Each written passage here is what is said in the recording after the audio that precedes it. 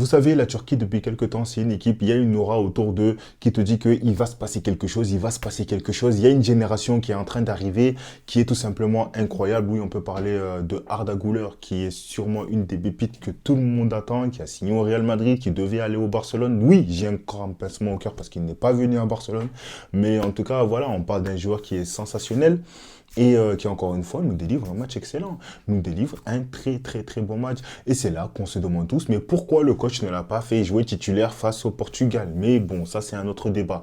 En tout cas, avant d'aller plus loin, j'aimerais remercier les Turcs, j'aimerais remercier l'équipe de Turcs, les supporters turcs, parce que franchement, vous êtes incroyables. Vous êtes incroyables. Moi, j'ai trop kiffé. Franchement, le match, il s'est terminé. Il y avait des gens là qui étaient en train de klaxonner, tout ça là. En fait, j'ai beaucoup de Turcs dans mon entourage qui m'ont dit, tu sais, il se passe quelque chose avec cette équipe. Il y a une génération, il y a quelque chose, il faut les suivre. Il faut les suivre. Et moi, chaque année, j'ai toujours cette équipe-là qu'on peut qualifier de outsider, en fait, ou qui a le potentiel d'aller loin dans une compétition.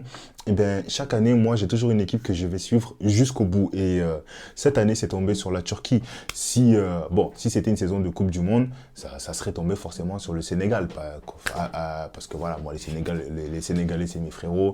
Ils ont énormément de joueurs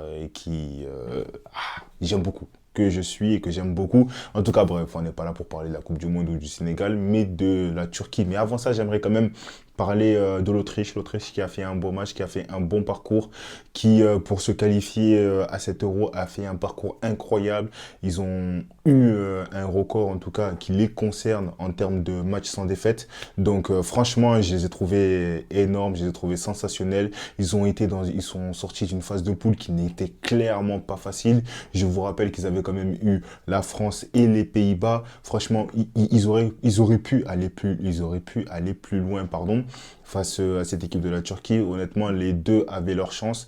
Mais voilà, aujourd'hui, c'est le meilleur qui l'emporte. C'est la Turquie qui l'emporte. Et comme je l'ai dit, quel match en tout cas, encore une fois, de la Turquie.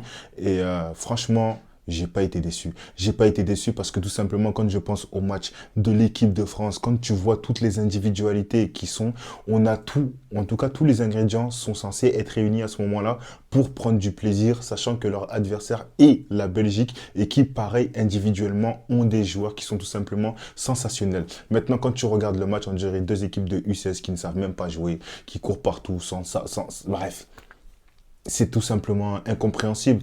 Et c'est pour ça que franchement, j'aimerais remercier la Turquie. Je remercie tous les Turcs pour ce que vous apportez en tout cas à cet euro parce que franchement, vous la rendez incroyable. Vous la rendez tout simplement incroyable. En tout cas, voilà, c'est la fin des huitièmes de finale. J'ai pas encore vu qui va jouer contre qui, mais je pense que ce sera un peu facile à deviner.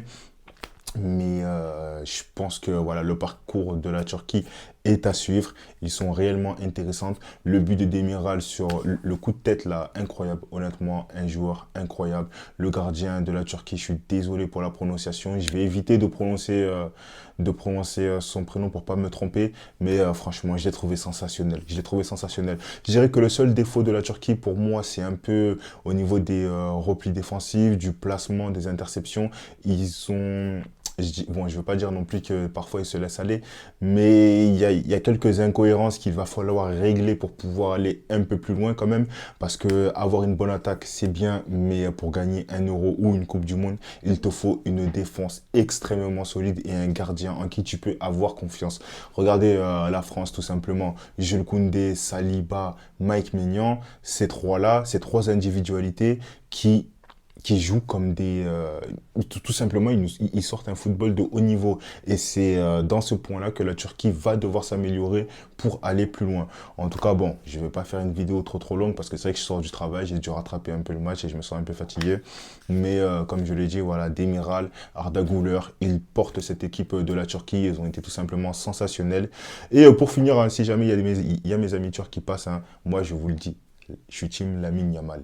Il n'y a pas de comparaison ou quoi que ce soit, mais c'est vrai qu'au boulot, on les compare souvent quand même parce que bon, l'un était quand même censé venir au FC Barcelone et puis tu vois Lamine Yamal qui finalement lui est en train d'exploser avec le FC Barcelone. Qu'est-ce que ça aurait donné si les deux étaient dans le même club? On ne saura jamais, mais voilà, il y a quand même une rivalité qui est en train de naître. Ils jouent dans le même championnat et puis qui sait, c'est peut-être deux joueurs qui vont se tirer vers le haut au final. Moi, c'est tout ce que je souhaite et franchement, voilà, que ce soit du côté de Arda Güler ou de Lamine Yamal, on leur souhaite énormément de bonheur. On leur souhaite la santé tout simplement pour leur éviter des blessures, tout ça. Parce que franchement, je pense que c'est quand même le plus important. Et voilà, franchement, j'ai pris du plaisir devant ce match. Il y a des joueurs qui m'ont fait plaisir.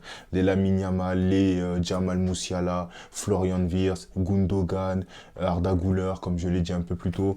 Voilà, c'est tous des joueurs sensationnels. Et moi, c'est ce football-là que je prône honnêtement. C'est le divertissement avant tout. Maintenant, c'est vrai que le résultat est important, mais c'est quand même l'Euro et on a tous envie de prendre du plaisir. Donc encore une fois, merci la Turquie, merci l'Autriche, merci à toutes ces équipes-là qui nous procurent du plaisir. En tout cas, je vous dis à très très bientôt. N'hésitez surtout pas à vous abonner, à liker, à lâcher un commentaire, ça fait toujours plaisir. Allez,